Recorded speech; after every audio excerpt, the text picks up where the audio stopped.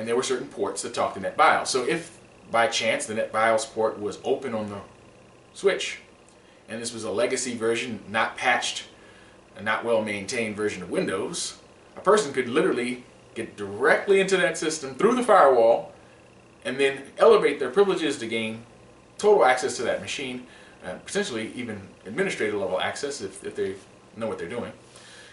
And you could compromise security and information on all sorts of levels through that. So this would be an example of a threat that exists because of the vulnerability being the weakness or the opening on the firewall, the threat being that somebody uses it, the threat agent being the guy that uses it to go and breach the system. Now, risk is a quantitative measure. Risk is generally, as I mentioned in an earlier part of the course, is generally something where we get into the dollars and cents of vulnerabilities, threats, and threat agents.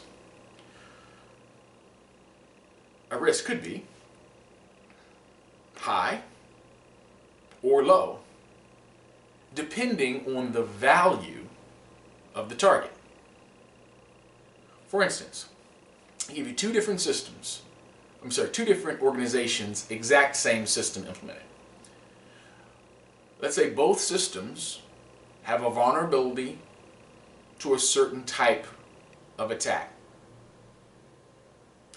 But one system is your Aunt Nellie's computer that she simply uses for emailing her grandchildren and other relatives, and there's really no significant value of any of the information on that system. And the other system is an e-commerce site managed by some novice IT professionals who took some class from some university and or maybe even an online school, and now they want to implement their own e-commerce website without professional assistance and information security support.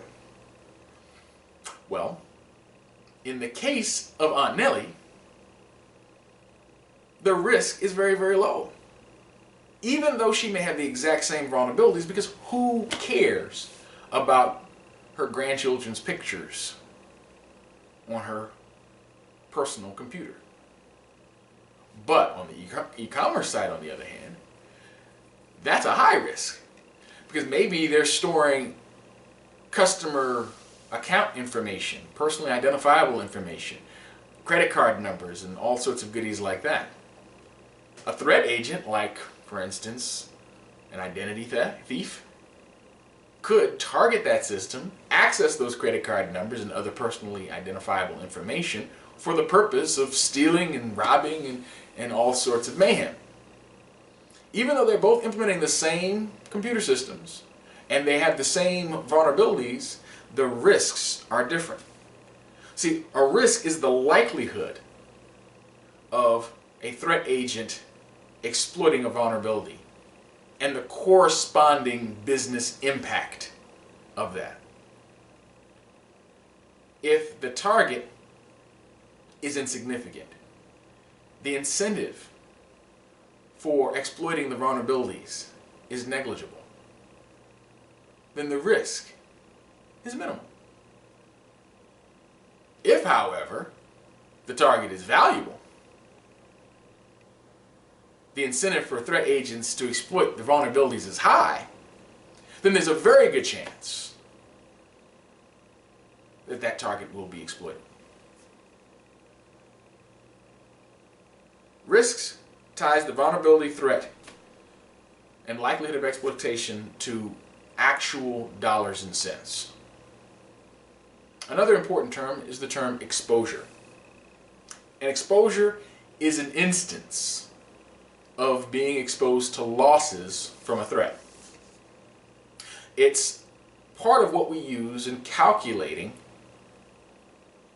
quantitatively the significance of a risk in a system. For instance, if password management is lax and the rules are not enforced, then the company is exposed to the possibility of having users' passwords captured and used in an unauthorized manner.